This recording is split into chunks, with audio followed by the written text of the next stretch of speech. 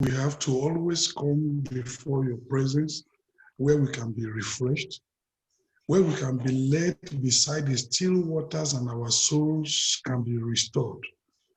When there is turbulence all around, we know where to go for restoration and calmness and rest. We've come again to your presence. Give us rest. Amen. Give us refreshing for our souls in Jesus' name. Amen. Take us to the pastures and help us to feed and to enrich our spirits in Jesus' name. Amen. Thank you, Lord, because you know you've answered. Thank you, Father. In Jesus' mighty name we pray. Amen. Amen. Amen. You're welcome to the meeting once again tonight.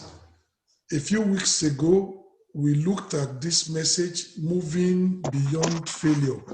If you don't have the outline, I think they will soon post the outline on the platform. It should be there. Moving beyond failure. And I'm looking at part 2 of this message.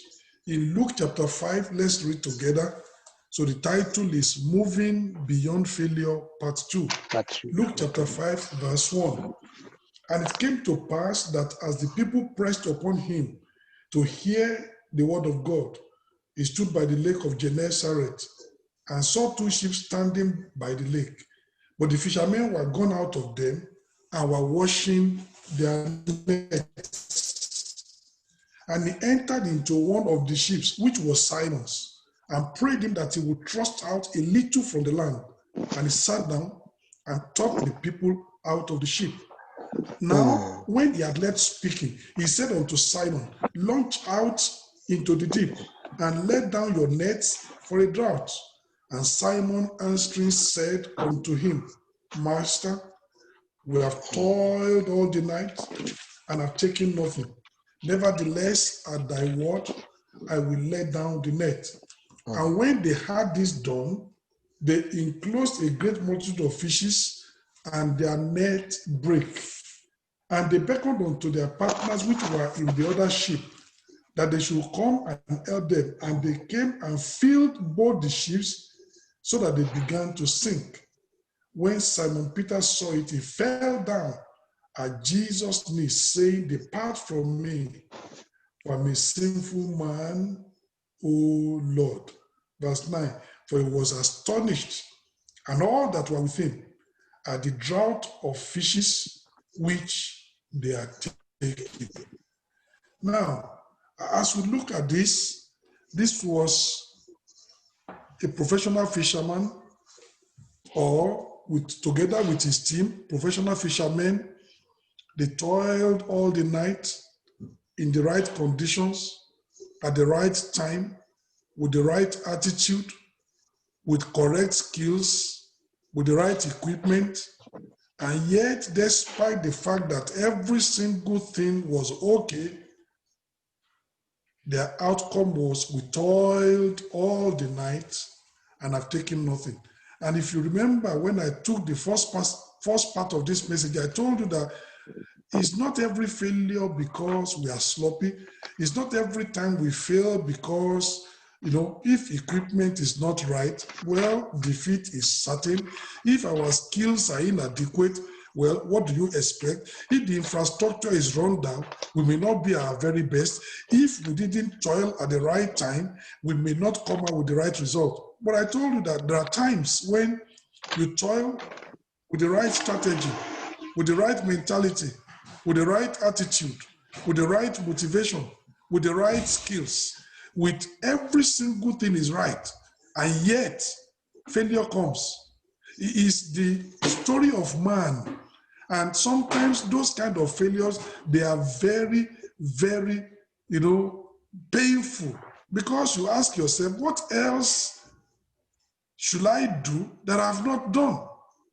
You don't see the reason why you have not succeeded, but at the end of the day, you have not succeeded, and yet everything was done right. You did it at the right time. You did it the right way. You had the right skills. You put in the right effort, you had the right attitude, your strategy was right, and yet the result was nothing, comparable to all the inputs. Sometimes life is like that. But we need to move beyond even that kind of failure, no matter how painful it might be. And you need to understand that failure is not a plague to be avoided. Some people want to avoid failure as if it's a plague. No, it's not a sickness. Failure is not a plague to be avoided. Failure is an inevitable experience in the journey of life. In the course of life, we will experience many failures. Everybody. Oh, some of us, we fail tests in school. It's a failure. Primary 3, they give you maths. You score 1/10. It's a failure. Primary 5, they gave you history, you got 5%, it's a failure. You got to secondary school and biology didn't go right, it's a failure. Failed examinations at important points in life, failed modules on university course, you still graduated. Failed business ideas. In the course of life, as we are growing up, we are going to experience many failures. It's an inevitable experience in the journey of life. So you need to prepare for it. How do I handle it when it happens? Because it's not if it happens, it is going to happen. Amen? Amen. I'm not forcing you tonight. I'm only telling you the reality. Some people don't want to hear this kind of message. Now, Pastor, I want you to be positive. My brother, I'm being very positive. I'm only telling you that. So, it's like you give birth to a baby, and then you are trying to say that the baby will never fall down. You are not being realistic. You're not being realistic. If that baby doesn't fall down, the baby will never walk. In the process of that baby trying to walk, the baby will fall down, cry, the mom will beg, the mom will pass, pet the baby, he will stop, he will try again, will fall down, knock his head. That's how the baby learns to walk. It's going to experience a lot of falls, a lot of setbacks in the process of learning to walk. Eventually, the baby learns to walk. So failure is part of life. It's inevitable. Now, and failure is not the problem, it's how we handle failure. That's the problem. Somebody falling down is not the problem, it's staying on the ground. That is the problem. If you fall down and rise up and keep on moving, it's not a problem. So that's important. So failure is not a plague that we need to avoid. It is an inevitable experience in the journey of life. In the course of life, we will experience many failures. Failed tests in school, failed examinations at important points in life, failed modules on university course, failed business ideas. That's not a problem.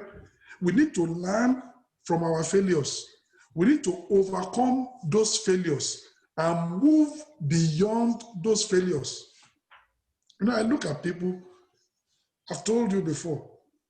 Today you look at Honda and you say, well, look at this Honda that sells cars. I need to tell you that the Honda you know today is the Honda that came out of the rubble of bankruptcy. Honda went bankrupt. The Honda that you know today, they came out of bankruptcy. Some of us, we know Motorola. The Motorola you know today, this Motorola came out of bankruptcy.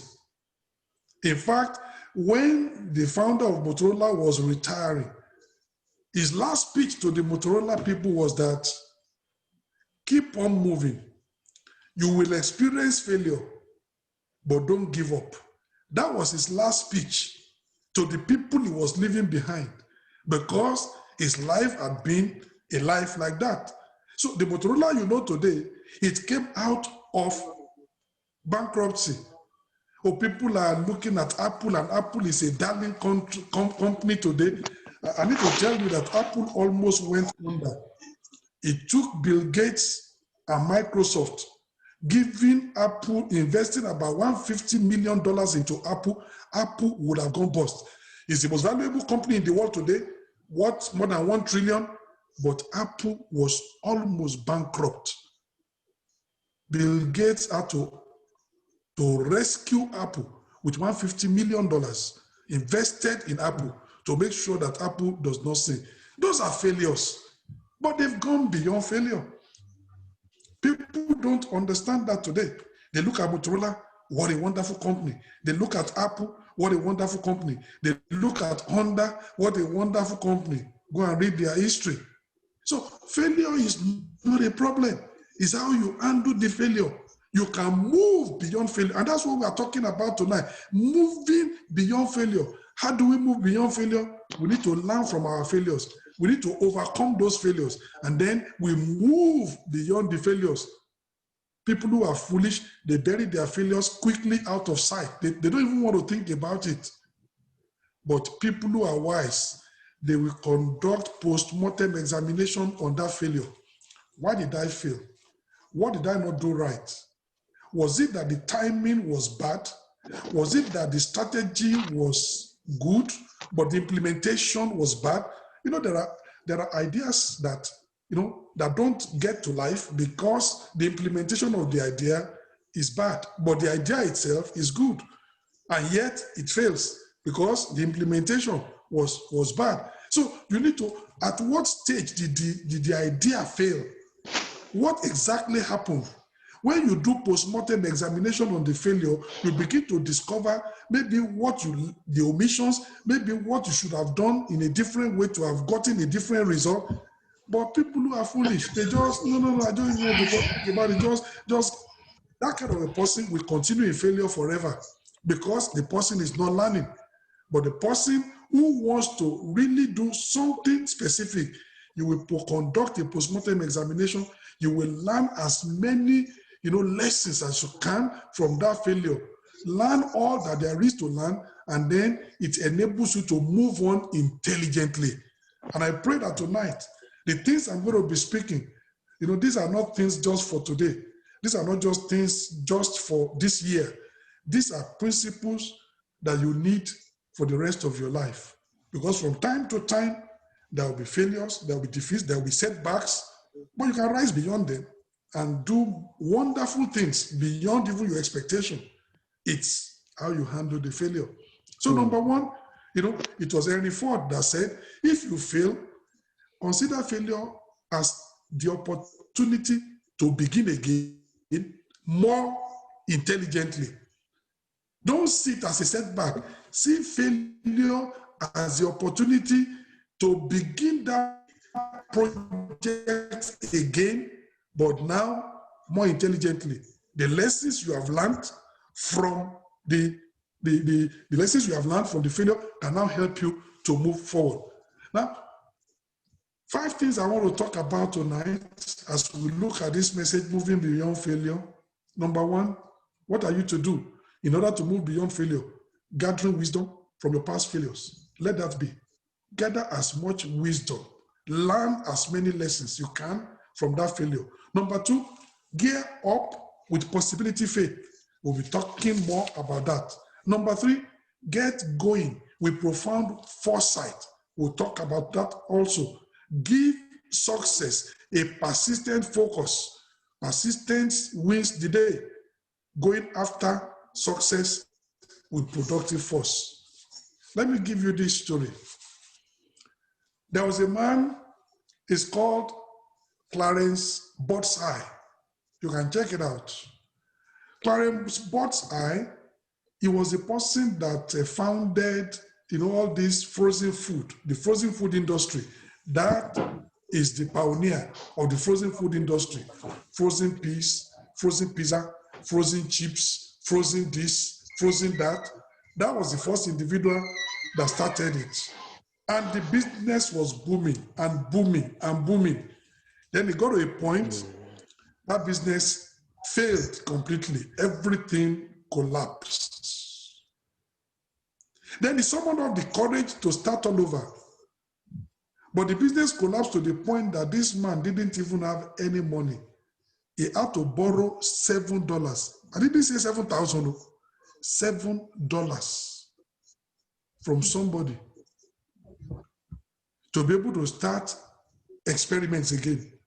Then he borrowed a small part of somebody else's ice plant, these big freezers to be able to experiment. So with $7 and somebody else's, a small part of his, large freezer to start his experiment. From that moment, 5 years later, he sold that company for $250 million. Most people would have given up when the first experiment collapsed and it was wiped out.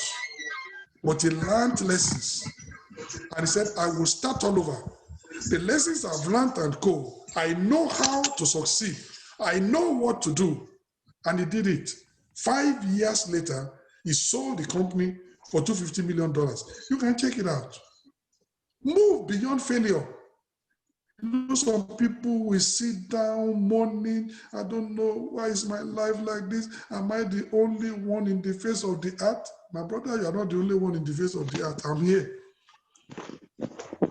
Do you hear me? I'm here also. Am I the only one? Why is this happening to me? Self-pity doesn't help anybody. You need to shake up yourself and move beyond that failure, and move beyond that setback, and move beyond that, that defeat. Because there is a great life beyond the defeat.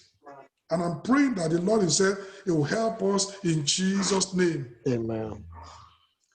The wreckage of failure provides you with the opportunity to mine gold from your broken dreams.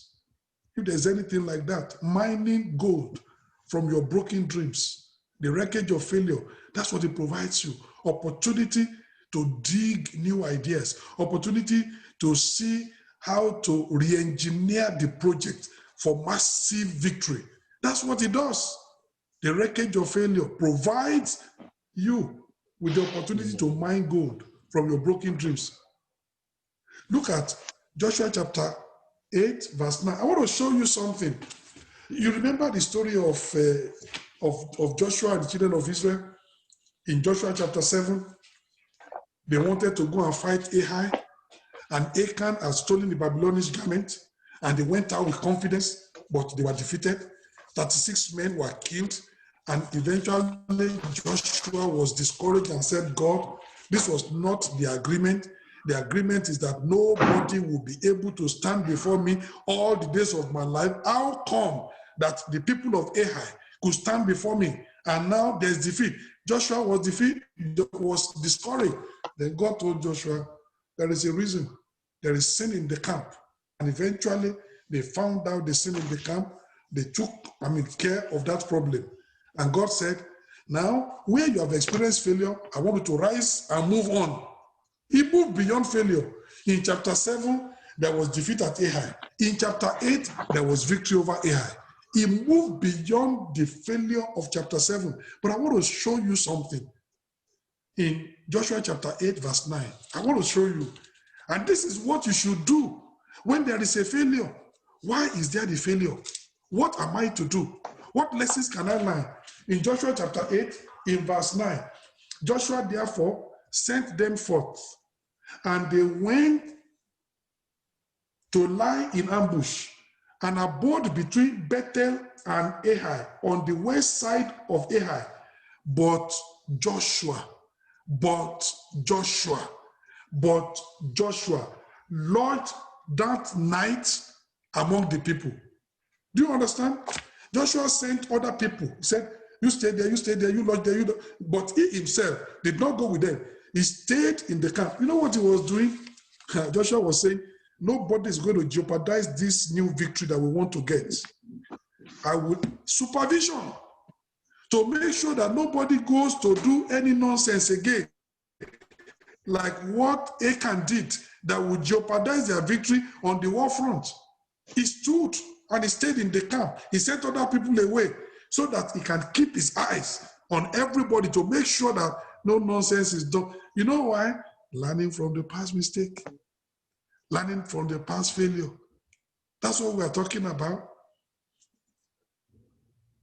Joshua learned from the incident of Achan at Ai. When he sent troops out ahead of the next battle, he stayed back in the camp to make sure Nobody does anything stupid or anything sinful again that could jeopardize their victory. You know what we call that? Supervisory oversight. Why? Is learning from the past. Very, very important, my brother. Failure is meant to give you lessons. And you know what? We learn more wisdom from failure than we can learn from success. Failure provides you more opportunity for insights than even success. And people who are wise, they dissect failure like no man's business to pick out lessons from it so that the next time they tackle that project, they will succeed massively. So don't see failure as a plague to be avoided. Don't see it as something that you bury out of sight quickly. No, we need to look at it and dissect it very, very well, just like Joshua. Remember, let me ask you this question. When Moses sent 12 men to go and spy the land, when they came back, how did they give their report? How did they give their report? Who can tell me? Did they give their report to Moses alone? They spoke before the people. No. They spoke before the people. Yes, sir. And it was because the 10 spies spoke bad things, evil reports. It affected the congregation. Even when Joshua and Caleb were trying to encourage them, it was too late. It ruined that generation. Let me show you Joshua chapter 2. Learning from the mistakes, learning from the failure. You know, the Bible contains a lot of all these things. Joshua chapter 2. Let's see in verse, Joshua chapter 2. Let me read to you from verse 23. So the two men returned and descended from the mountain and passed over and came to Joshua, the son of Nun, and told him all things that befell them. And they said unto Joshua, truly the Lord hath delivered unto our hands all the land, for even all the inhabitants of the country do faint because of us. When those people went to go and spy Jericho, when they came back, Joshua didn't allow them to give report to him and the people. No. Joshua received the report. If there were bad news, Joshua knows how to shield that from the people, not to bring discouragement. If there was good news, Joshua can now pass it on to the congregation. What happened under Moses will not happen. You know what? That's learning from the mistakes of leadership. That's learning from past failure. Joshua learned. When those people came, Moses just called everybody together and said, okay, now that you have come, give your report. If those people have given their report to Moses alone, he would just have said, no, you can't give this report to the congregation. But they did, and they spoiled the whole shows. Under Joshua, Joshua said, no, give me your report. Give it unto me. I know what to do. Learning. Joshua learned from the mistakes of Moses. The spies he sent to Jericho gave him the report personally rather than addressing the whole congregation. In the event of bad news, there was a possibility of discouraging the people. So Joshua, his damage limitation, Joshua was able to manage the situation and Israel moved ahead. Are you learning from mistakes of leadership? Some of us, we are not learning. I grew up in a very, very poor home. But I made up my mind. I'm not going to live like my parents. I'm not going to live in poverty. I knew the things that they did, why they were the way they were. Now that I'm educated, I don't have to live like that. They didn't see it, but there are better ways of doing things that could have advanced them forward. That's learning. I made up my mind. I'm not going to live like that. So learning. Are we learning from the mistakes of our parents? Are we learning from the mistakes of leadership? Are we learning from failures that have happened, in our presence? Are we learning from maybe the setbacks that in the extended family? Are you learning? Gathering wisdom from past failures, very, very essential. It is very, very important so that we can succeed. If we have toiled all the night and have taken nothing, we need to examine why we experience this failure. Don't just push it by the side. Don't just bury it under the carpet. Don't just say, I don't even want to think about it because it just irritates me every time. Every time, you will still be irritated more tomorrow. If you don't learn wisdom from it, there is more irritation awaiting you tomorrow. Don't let it put it on the table. Take your surgeon's scalpel, dissect that failure, do a postmortem, look at it up and down, exactly what is at stake here. That's what we do. Now, we have toiled all the night and we have taken nothing. Think about it. Maybe the failure could have been as a result of utilizing wrong and ineffective equipment. In their own case, the equipments were right, they toiled with sheep, they toiled with nets. But for some people, their story also will be, we have toiled all the night and have taken nothing. And it might have been because they toiled with the wrong equipment and ineffective equipment. What else do they expect? Some other people could say, we have studied all the night and we have not been able to assimilate anything. How do you study with a weary body? How do you study with a tired mind? And you are reading one line 7 times, and I ask you, what is the first word you even read? You didn't even remember, even the first word. The brain is so tired, nothing is going in. And then you say, I studied all the night.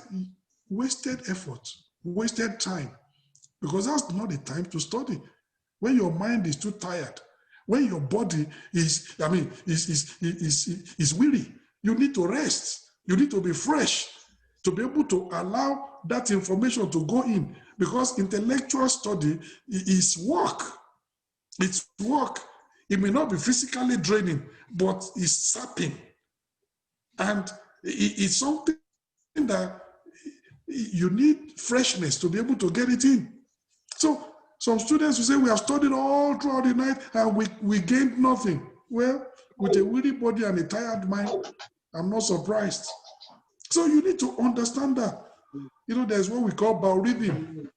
People don't understand even how their body works. You need to know how your body works. Some people work very best in the morning. Some people work best in the night. If you study yourself, you will know when you are best. Some people can study throughout the night. Some people have to wake up early in the morning to study. Understand yourself and program things accordingly, and you will get the best out of yourself. That's very, very important. Some other people will say, I have toiled all the night and I've taken nothing. Do you have divine assistance? The Bible says that except God builds a city, the laborers, they're wasting time. Except God watches over a city, the watchmen, what's happening? They're wasting their time. So there are times that failure is because there is no divine assistance. Did you just depended on your strength alone, thinking, I have all it takes? And unfortunately, the situation was much more than you can handle. And because God is not on the scene, you're on your own, failure straight away. So we dissect it. The Bible says in Psalm 60, through God, we will triumph valiantly, for he it is that will tread down our enemies. Now, have you failed because there was no divine assistance? You can do nothing, except, without me, you can do nothing. So sometimes failure is because there is no divine assistance. We have toiled all the night and we have taken nothing. Is it because there are serious, strong goals in place in your life that whatever you do is not working? And you know what God told the children of Israel? And this is what some of us do. Jeremiah chapter 4. Let me show you. Jeremiah chapter 4. Jeremiah chapter 4. I want you to see. When you dissect your failure, information, insight, wisdom begins to come up that will help you to succeed massively the next time. Jeremiah chapter 4, verse 3.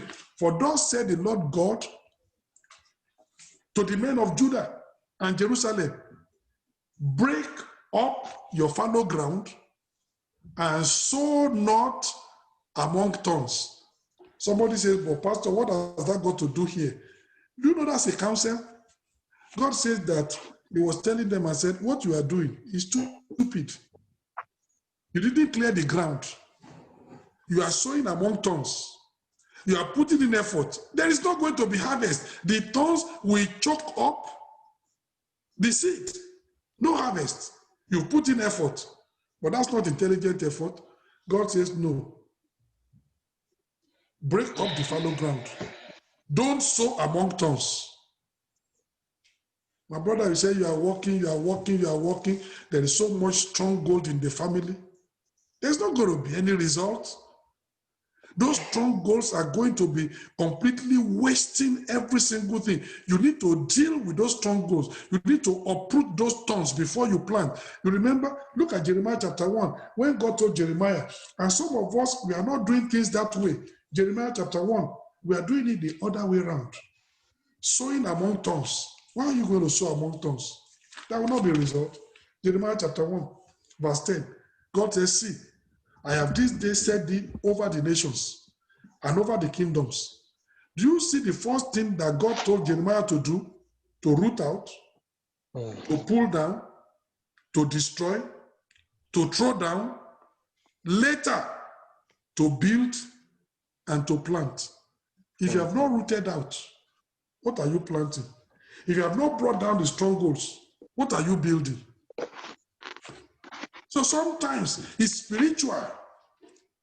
It's spiritual. The things are not working because there are spiritual strongholds. Then we need to confront it. And thank God, because the weapons of our warfare, they are not carnal, but they are mighty through God to the pulling down of strongholds. So if you have failed, if there have been challenges in your life, if there are defeats, if there are setbacks, sit down, analyze those setbacks. Why are they there?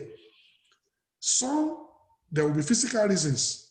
Some others, it will be maybe a particular strategy that you implemented was not the best. At other times, it will be spiritual. It's not the same story for every single individual, but you need to analyze that your failure. Why did I fail? How did I fail? How did I come to this point? And then God can help you. So the first thing you do in order to move beyond your failure is to gather wisdom from that past failure. Show me somebody that is not gathering wisdom from past failures. I will show you that a person, that failure is going to be a permanent feature of that person's life, because he will be repeating the mistakes that caused him to fail. He has not learned. So my brethren, don't throw away your failures. Analyze it. Dissect it. Learn from it. Pick up lessons. Pick up insights. Gather wisdom from past failures. That's the way to success. Amen. Amen. Number 2, after you have dissected the failure, you have gathered a lot of insight from the failure, what are you to do? You gear up with possibility faith. Falling down is not a problem. Remaining on the ground, that's the problem. Even if we fall down 7 times, we need to summon the courage to get up, dust our backs, and move on. Micah chapter 7, verse 8. Micah chapter 7, verse 8. Falling down is not a problem. Remaining on the ground, that's the problem. Are you so discouraged you can't rise up? Are you so discouraged you are just weeping and pitying yourself? Or you dust yourself back and tell the devil and say, I'm falling down now, but you're going to be seeing my back as I move on. Micah chapter 7, verse 8. He says, rejoice not against me, oh my enemy. Oh, this is a positive individual. It says, when I sit in darkness, the Lord shall be a light unto me. He said, don't rejoice against me because I've fallen. Because that's not my bus stop. That's a temporary setback. It's not my permanent destination. I'm moving on. Rejoice not against me, oh my enemy. When I fall, I shall rise. When I sit in darkness, the Lord will be a light unto me. This is somebody that knows what he's talking about. Psalm 37, verse 24. Psalm 37, verse 24. Failure. We can move beyond failure. Psalm 37, verse 24. The Bible says, though he fall, he shall not be utterly cast down, for the Lord upholdeth him with his hand. So God is watching. God will be helping. Even though you fall, you will not be completely destroyed, because God is going to hold you up and you will move on beyond the failure and you will move on to success. We must never allow failure to overwhelm us. Don't allow failure to overwhelm you. There is something beyond failure. There is success beyond failure. There is dominion beyond defeat. There is victory beyond, any kind of troubles. Don't allow failure to overwhelm you.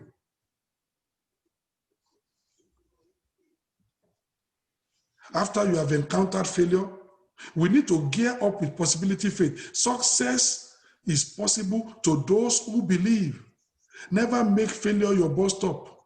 Failure is a temporary setback on your unstoppable journey to accomplishment. You need to believe that. Paul the Apostle said, I can do all things through Christ who strengthens me. I can succeed in everything that I touch. Even if there are setbacks, there are temporary setbacks. They are just temporary setbacks on your unstoppable journey to accomplishment. Nobody can stop you. Only you can stop yourself if you don't believe. Only you can stop yourself if you get depressed. Only you can stop yourself if you go into self-pity. Nobody can stop you. It's an unstoppable journey. God is helping you. God is supporting you. God is upholding you, and you can move. So you need to understand that failure is a temporary setback on your unstoppable journey to accomplishment. You must have the I can mentality.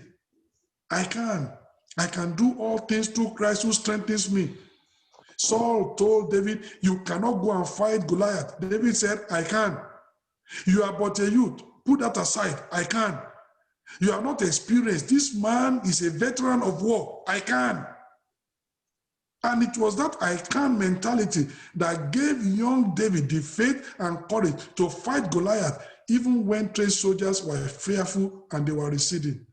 Show me somebody with the I can mentality. Show me somebody with faith in the heart. Show me somebody that is manifesting possibility faith. He will move beyond failure.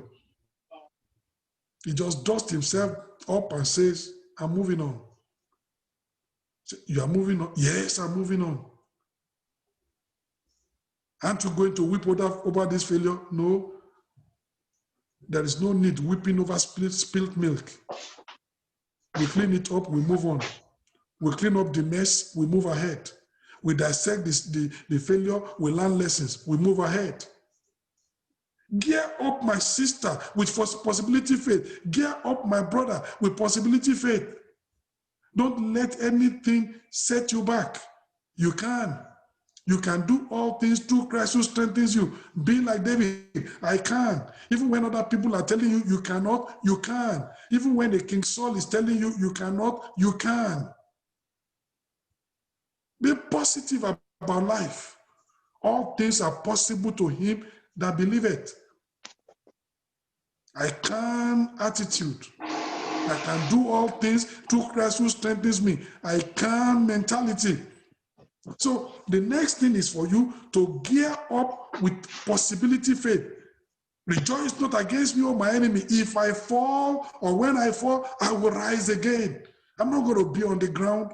I'm not going to be there, pitying myself and weeping. I'm going to rise up, gear up myself, shake up myself, and move on. That's gearing up with possibility faith. Knowing that beyond the cloud, there's a silver lining. Beyond the failure, there is success waiting for you. Beyond the present defeat, there is dominion in the horizon. Beyond the present failure, victory lies ahead. Move on and gear up with possibility faith. Very important. Number 3, get going with profound foresight. Many people live with hindsight. You know what is hindsight? Is getting wiser after the event.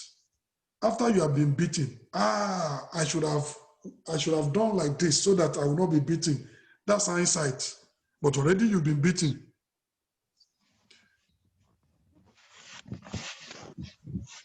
But we need to also live with foresight. You know what is foresight? Foresight is ability to forecast the future and to act advantageously. You know what they do in Europe? You are driving to work. They give you foresight. And you hear on the radio, at junction 4, there's an accident and the road is blocked. What do? You have to. Do you drive straight into the... What do? Find alternate route. You take another route. You take another route so that you can still get to your destination. You know what they've done? They're giving you foresight. Ahead, there is hold up because of this accident. And they are giving you that information so that you can make intelligent decisions. So that you don't go and run into that particular accident and stay there for the next 4 hours. You are going nowhere. So you divert yourself and take a different route to get to your destination. And that's what we are talking about. In Proverbs chapter 22, let's look at that. And that's what it does. Proverbs 22, I read verse 3. The Bible says, a prudent man, a wise man, foreseeth the evil and hideth himself. But the foolish, the simple, they pass on and are punished. The wise individual, he can forecast the future, he can foresee the evil, and he hides himself. He takes an appropriate action today so that he can avoid that evil that is oncoming. But the foolish, they just walk straight into the problem and they are wiped out. Get going with profound foresight. You know what happens?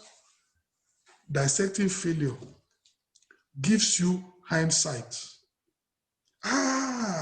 So this is where I failed. If I have done it like this, I would have succeeded. That's hindsight. But dissecting failure also gives you insight. Say, in fact, I shouldn't have done this. I should have done it this other way. You are getting insight. Next time, you know what to do. So dissecting failure gives you both hindsight and insight. So the insight that you get from failure, you can now deploy this insight as foresight the next time around. What is foresight? Now you look up. When you read in Proverbs chapter 6, the Bible talks about the ants. It says the ants, they are a little people, very weak, very vulnerable. They don't have clothes. And the ant knows that when I come out during the winter, I don't have protection.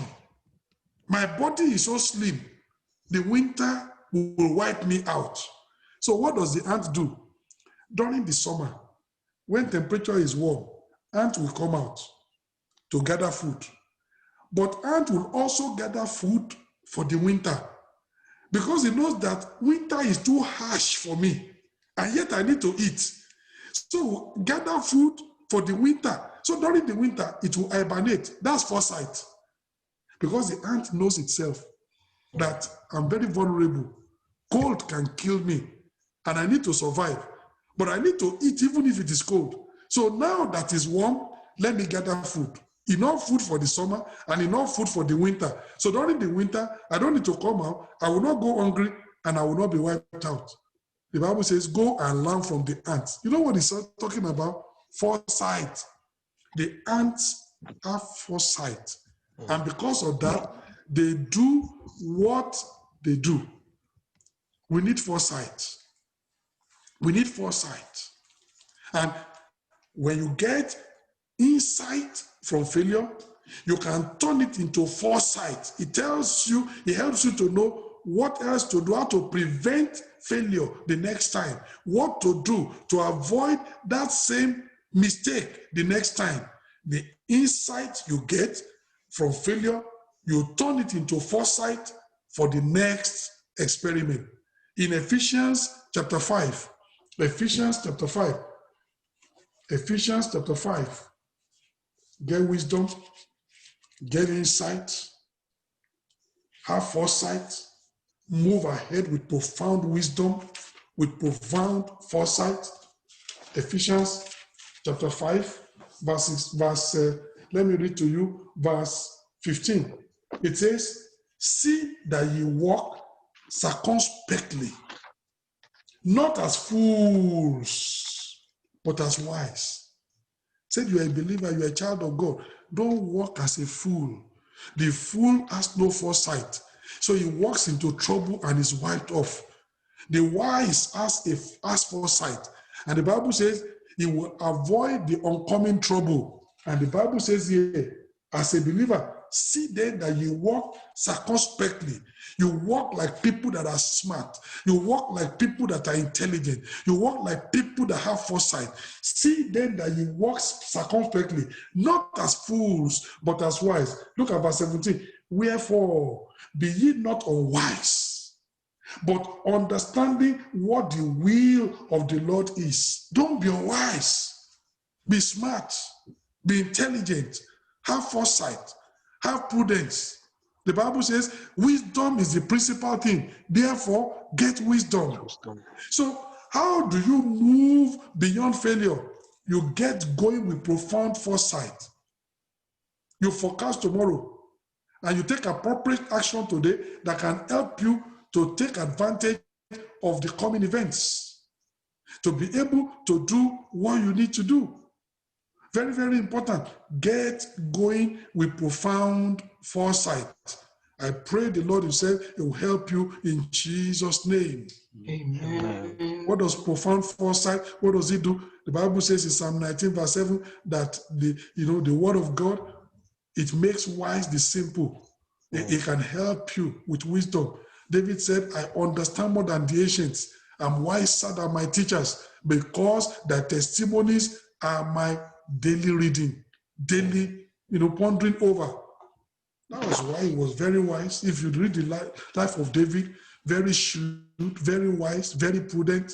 In fact, the Bible says Saul was afraid of him because he behaved himself wisely. I pray God will help us to behave ourselves wisely in Jesus' name. Amen. Amen. Then the next point, you give success a persistent focus. Success does not come with a single act. You try once, you don't succeed. You try the second time, you don't succeed. Like Elijah, you pray the third time, there is no show. You pray the fourth time, there is no show. You pray the fifth time, there is no show. You pray the sixth time, there is no sign. And then you pray again, and the servant comes back and says, well, this time there is something little, but very, very little. I see a little cloud rising out of the sea, the size of a man's hand. Elijah said, that's all I need. It is the sound and the sign of abundance of rain. Tell Ahab, let him saddle his horse and his chariot, let him run, that the rain will not stop him. And the Bible says, in the meanwhile, the heavens was black with clouds, and there was a great rain.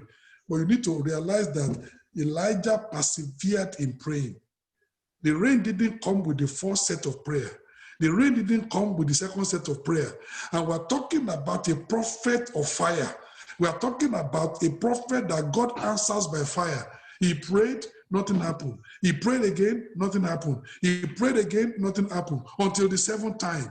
My brother, you need to understand that success does not always come with the single act, but you need to be persistent. You need to be focused. You need to be persevering. You need to keep on at it. If you need to pray 7 times before things will happen, pray 7 times. If you need to tackle that thing very many times before it will work, tackle it.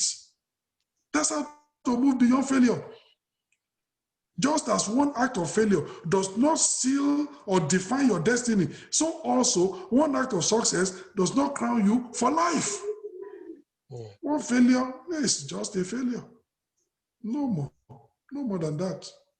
So what? Now I remember 1986. I was in Europe. I was in the Netherlands. I was doing my master's, 1986.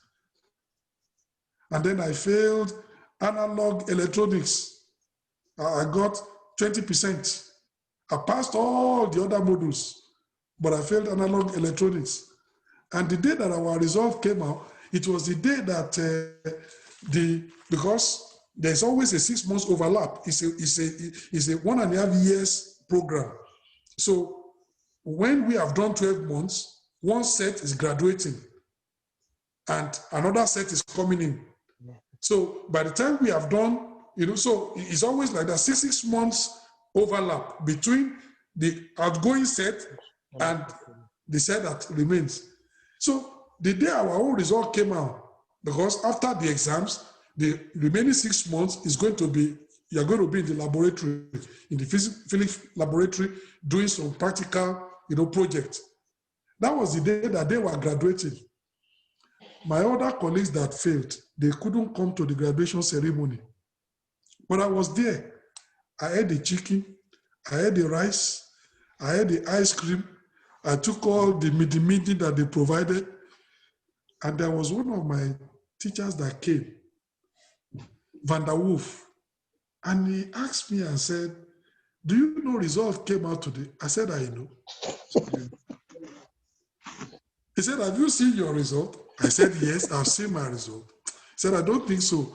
The way you are happy eating chicken, and eating, ice cream and celebrating with these people, I don't think you have seen your result." I said, "I've seen my result." Then he asked me, "What did you get in analog electronics?" I said, 20%. Then he was surprised. "And you are so happy like this?" I said, "It's not the end of my life." He was looking at me. What kind of a student is this? It's not the end of life. It's just a module on the MSc program I failed. Do you know that after the exam, after that did that one, I sat down, I read, I did that paper again, and I passed. Today, I have my MSc. You won't see that failure on the certificate. Do they write it there? No. My brother, nobody is going to write that failure. If I didn't tell you, you wouldn't know. I just tell you, I had MSc and electronics. Say, "Oh, that pastor is very intelligent." I failed before. And I'm telling you, amen. Amen. They won't write it on your results. They won't write it on your results. It's Amen. temporary. What you now passed is what is going to be there. And it will seem as if you never failed, but you failed. But it's just a failure. It's just one act of failure. It's not the end of life. Rise up from it and move beyond that failure. Study again and do that exam and pass it, and then that's it. Amen. Amen. That's the attitude. Amen. Success, persistent focus. That's the way to succeed. Persistent focus and intelligent application will ultimately lead to success. You can learn from the never quitting attitude of the woman with the issue of blood. This woman, 1 year, tried medical care. No, it doesn't work. Tried another doctor, paid her fees.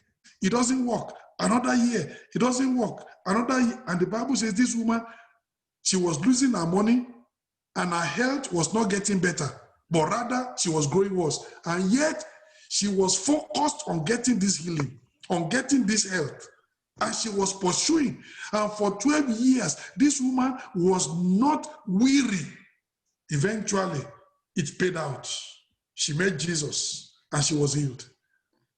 Learn from that never quitting attitude. Be a person that you don't quit.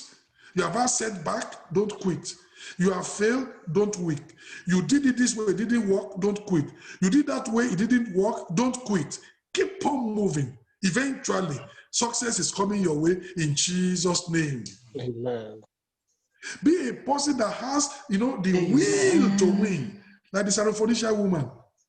She came to Jesus. Jesus, thou son of David, have mercy. My daughter is grievously tormented of the devil. Please do something. Jesus kept quiet. She could have been offended that I came to somebody he just treated me as if I was ordinary wood. But she wasn't. She had the will to win. The disciples came to Jesus and said, this woman is disturbing not only you. We know she came to you, but she's disturbing us also because we are following you. Can you tell her to go away? I trust a general African woman. Say, waiting be your own in this. Why are you putting your mouth in the story? You are already distracted. That woman didn't even do, she heard what they said. She was focused on what she wanted, healing for her daughter. Then Jesus told her and said, woman, I would have actually loved to help you. But you know what? I'm not sent to you. You are a Greek. You are a Syrophoenician. You are a Gentile. I'm sent to the lost sheep of the house of Israel. That woman could have said, how can there be racism in the house of God? But she wasn't offended. She had the will to win. She was focused on what she wanted. Then later Jesus Christ said, well, woman, I would have like to give you, but it is not reasonable to take the children's bread and to cast it to dogs. That woman could have been offended that so you are likening me to dogs. The woman said, all right, I take your illustration, but let me finish that illustration for you. Children are not so smart. If they are eating bread on the table, some of the crumbs, either they will throw it deliberately to the dogs to eat, because children will always do that, or sometimes because being children, some of the crumbs will fall down. So whether deliberate or by mistake, let that crumb fall down for me. I need it.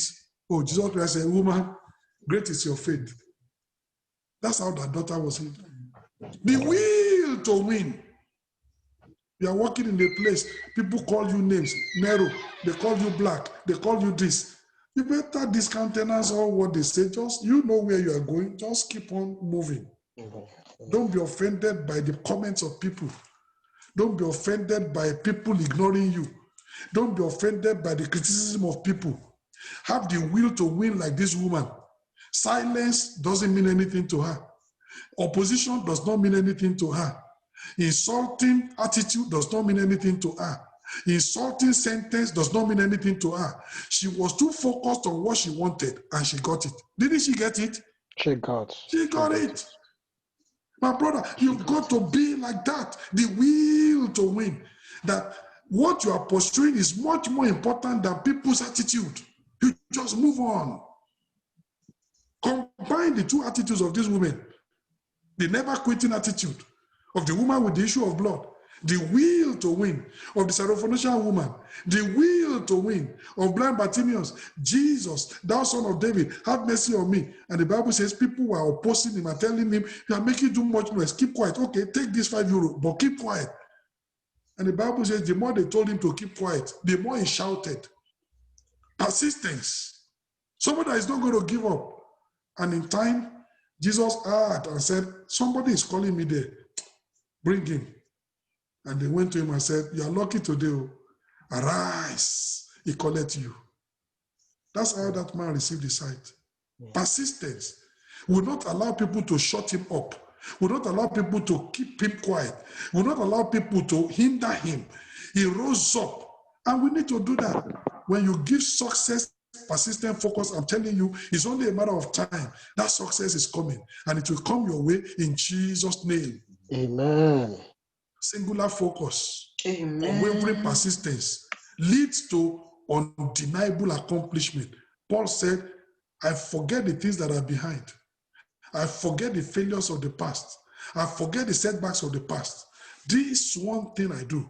I'm focused on the prize of the high calling of God in Christ Jesus. I'm going somewhere, and that's my focus. This one thing I do.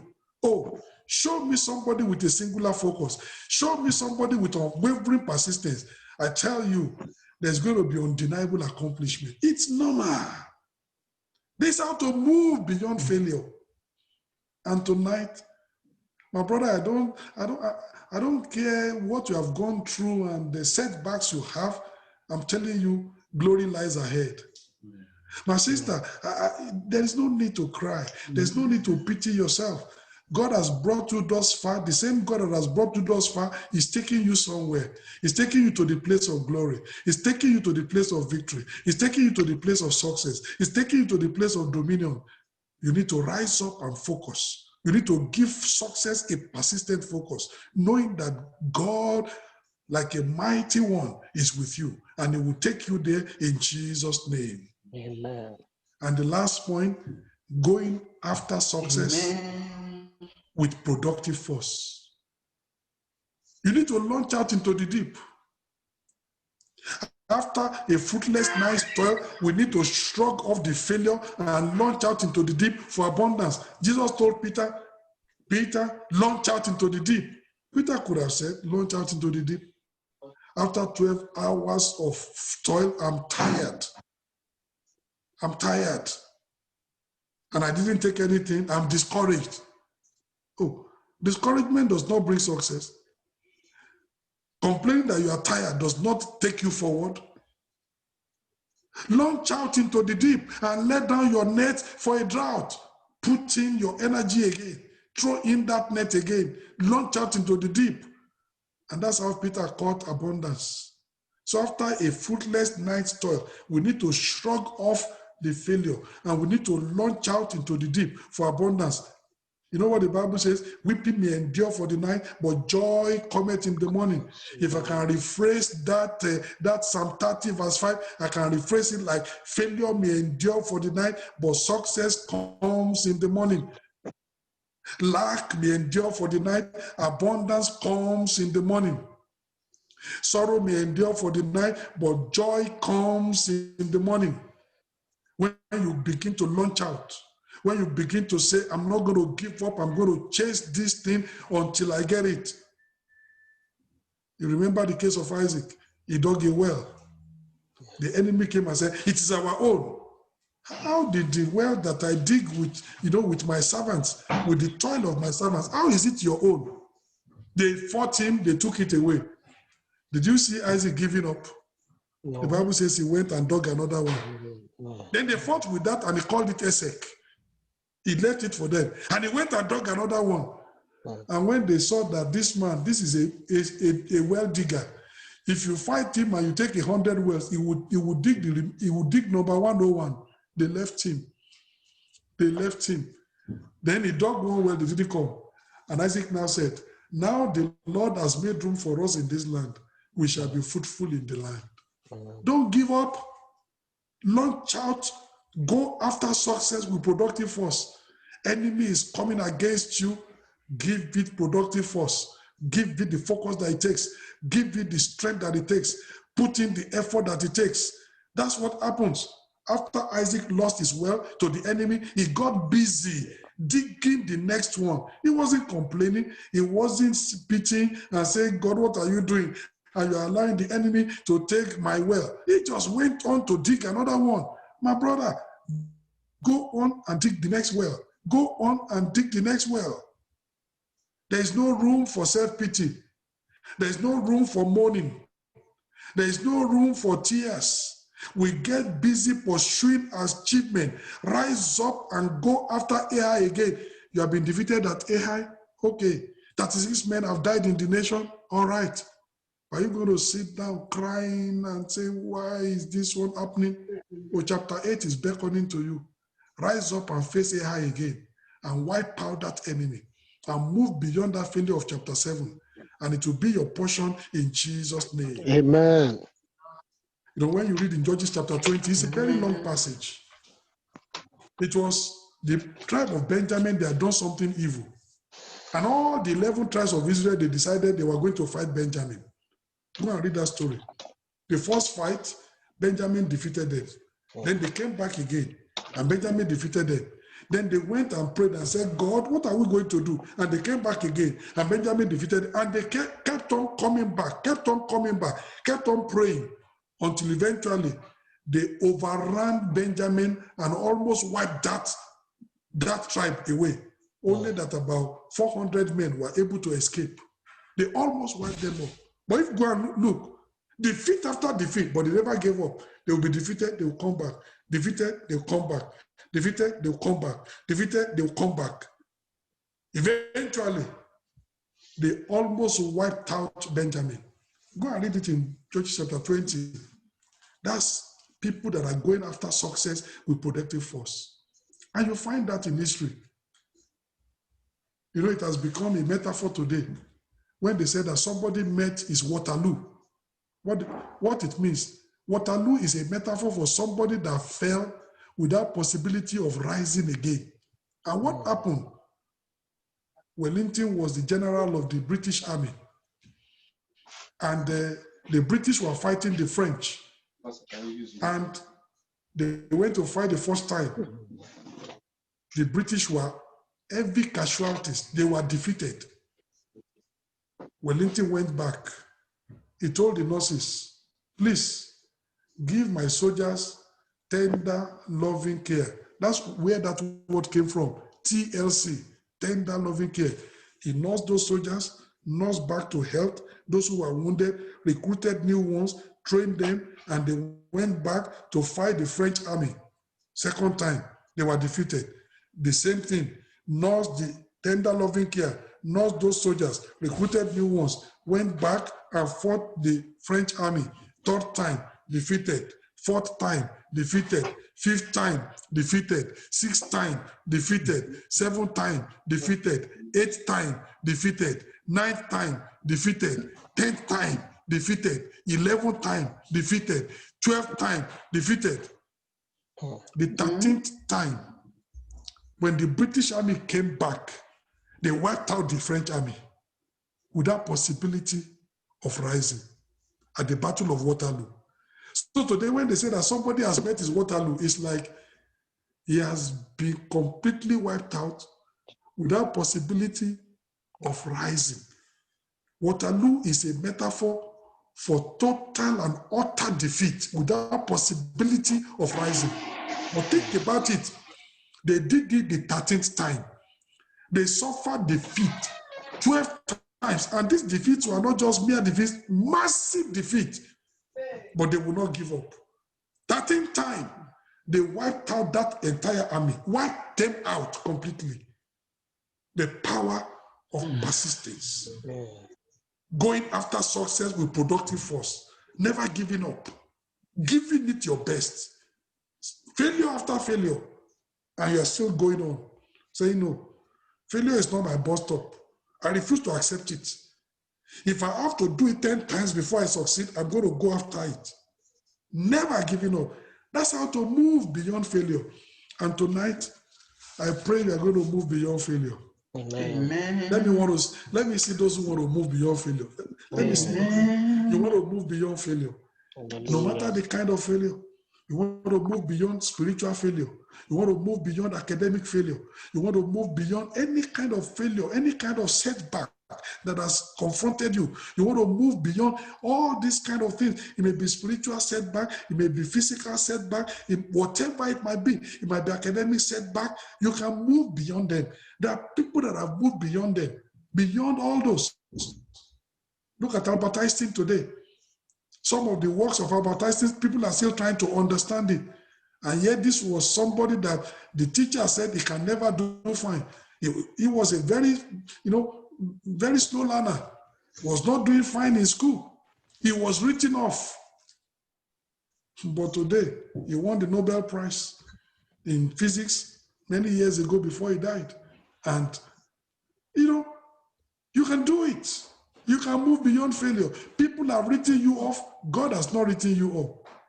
God has not written you off. The last has not been told about your story. And for those who have come from Africa, you've come to Europe, there might be challenges on your course, but God will give you the grace. Amen. God will give you the support. Amen. You came here for a purpose. That purpose will be accomplished in Jesus' name. Amen. You came here to do your MSc. You go back with your certificate. You came back to do a PhD research, and even though you may be having challenges, God will support you. God will help you. You will overcome those challenges in Jesus' name. Amen. Whatever.